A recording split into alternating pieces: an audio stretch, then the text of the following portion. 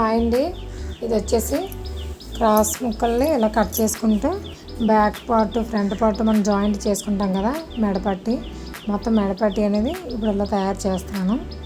దీన్ని వచ్చేసి మనం మొత్తం ఇలా క్రాస్ ముక్కలన్నీ జాయింట్ చేసుకొని నేనైతే 1 ఇంచ్ తీసుకున్నాను.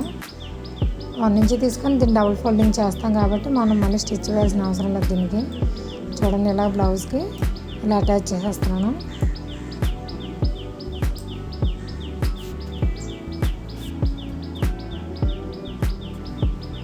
ఇలా జాయింట్ చేసుకునేదాన్ని చూడండి, ఇక్కడ నేను స్టిచ్చింగ్ అనేది ఈ స్టిచ్ అక్కడ కుట్టు ఉంది కదా, అది బ్యాక్ పార్ట్కి వెళ్ళేలాగా పెట్టాను. ఇలా పెడితే ఏంటంటే మనకి భుజాల దగ్గర ఇలా ఉగ్గుల్లాగా అనేవి ఇటు రావు.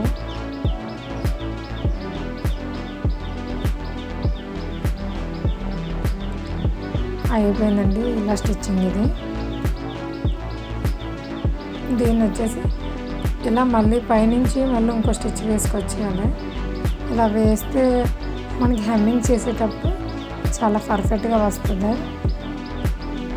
ఎక్కడ ముడతలు ఉగ్గులు అనేవి ఏటి లేకుండా చాలా నీట్గా వస్తుంది. వీడియో నచ్చితే లైక్ చేయండి, అలాగే మన ఛానల్ని సబ్స్క్రైబ్ చేసుకోకపోతే ప్లీజ్ సబ్స్క్రైబ్ చేసుకోండి.